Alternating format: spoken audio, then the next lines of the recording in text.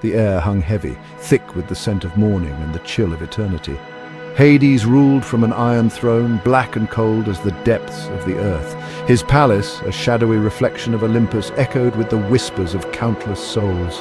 Beyond its somber walls sprawled the fields of asphodel, a vast and dreary expanse where the spirits of the unremarkable drifted aimlessly. Not exactly a fun place to spend eternity, trust me. 5 rivers snaked through the underworld, each darker and more chilling than the last. These rivers were not just mere bodies of water, they were the lifeblood of the underworld, each carrying its own unique and terrifying properties. They flowed through the realm of the dead, weaving a tapestry of dread and despair. The most significant, the Styx, pulsed with raw, primal power. It was a river unlike any other, a force of nature that defied comprehension. The Styx was not just a river, it was a living entity, a manifestation of the darkest emotions and the most ancient magics. The river Styx wasn't just some watery ditch, it was the embodiment of hatred, loathing so pure it made even the gods shudder. This river was a symbol of everything dark and malevolent in the world, a reminder of the power of negative emotions. It was the embodiment of hatred. Loathing so pure it made even the gods shudder. The gods, who were used to wielding immense power, found themselves humbled by the sheer malevolence of the Styx. It was a force that could not be tamed or controlled, a reminder of the limits of their own power. Its icy waters carried a magic so ancient, so potent, that even a single drop could curse a god. This magic was not the kind that could be harnessed or used for good. It was a dark, corrupting force that brought only pain and suffering. One touch and your powers were gone. The Styx had the ability to strip away the very essence of what made a god powerful, leaving them vulnerable and weak. And your memories faded. The river had the power to erase the very fabric of one's identity, leaving them a hollow shell of their former self. 3. And your very essence was consumed. The Styx did not just take away power and memories, it consumed the very soul, leaving nothing behind but an empty void. This was the true terror of the Styx, a river that could erase existence itself. The river Styx was more than just a geographical feature of the underworld. It was a symbol of the ultimate power of darkness and despair. It was a reminder that even in the realm of the gods, there were forces that could not be controlled or understood. The Styx was a testament to the enduring power of hatred and loathing, a force that could bring even the mightiest beings to their knees. Its waters were a dark mirror, reflecting the deepest fears and darkest desires of all who gazed upon it. The Styx was a river of no return, a place where the boundaries between life and death, power and weakness, were forever blurred. It was a place of ultimate judgment, where the true nature of one's soul was laid bare for all to see. In the end, the Styx was a reminder that no matter how powerful one might become, there were always forces greater and more terrifying lurking in the shadows, waiting to consume all who dared to challenge them. When mortals died, their souls found their way to the underworld. This was a journey that every soul had to undertake, a passage from the world of the living to the realm of the dead. It was a journey filled with mystery, fear, and a sense of inevitability. The underworld was not just a place, it was a state of being, a final destination that awaited all. Guided by Hermes the psychopomp, a fancy word for soul guide, these souls embarked on their final journey. Hermes, with his winged sandals, and Caduceus was a familiar figure to the souls. He was not just a guide, but a protector, ensuring that the souls reached their destination safely. His presence was a comfort to many, a beacon of light in the darkness of the underworld. They would journey to the edge of the river Styx, a river that separated the world of the living from the world of the dead. The river Styx was not just a physical barrier, but a symbolic one, representing the finality of death. The souls would gather at its edge, waiting for Charon, the ferryman, to take them across. The river's waters were dark and foreboding, a reflection of the unknown that lay ahead. It was a somber procession, the living leaving behind the warmth of the sun for the cold embrace of the underworld. The journey was not just a physical one, but an emotional one as well. The souls had to come to terms with their mortality, to accept that their time in the world of the living was over. The underworld was a place of reflection, a place where souls could look back on their lives and find peace. Hermes, the air grew colder, the light dimmer as they approached the river's edge. The journey was not without its challenges. The souls had to navigate the treacherous terrain of the underworld, to face their fears and doubts. But with Hermes by their side, they found the strength to continue.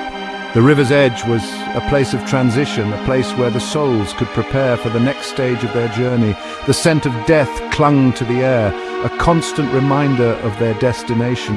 The underworld was a place of finality, a place where the souls could find rest. But it was also a place of renewal, a place where the souls could begin a new chapter in their existence. The journey to the underworld was not just an end, but a beginning, a chance for the souls to find peace and redemption. There, waiting on the shores of the Styx, was Charon. The river Styx, a boundary between the world of the living and the dead, was shrouded in an eerie mist. The air was thick with the whispers of lost souls, their voices a haunting melody that echoed through the darkness. A grim figure cloaked in rags, Charon ferried souls across the river in his dilapidated boat. His skeletal hands gripped the oar with a strength that belied his ghostly appearance. The boat, ancient and worn, creaked with every stroke, as if it too bore the weight of countless souls. But he wasn't running a charity. Charon demanded payment. His eyes, hollow and unfeeling, would fix upon each new arrival, silently insisting on the toll. The ferryman's voice when he spoke was like the rustling of dry leaves, a sound that sent shivers down the spines of even the bravest souls.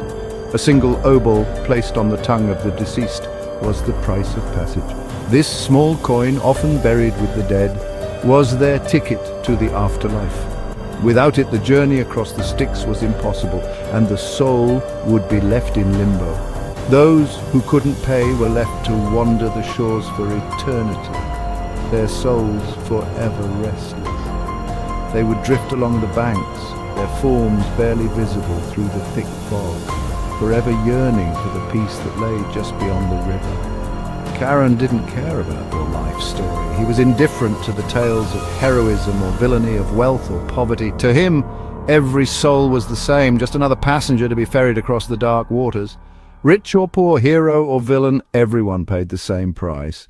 The obol was the great equalizer, a reminder that in death, all were equal.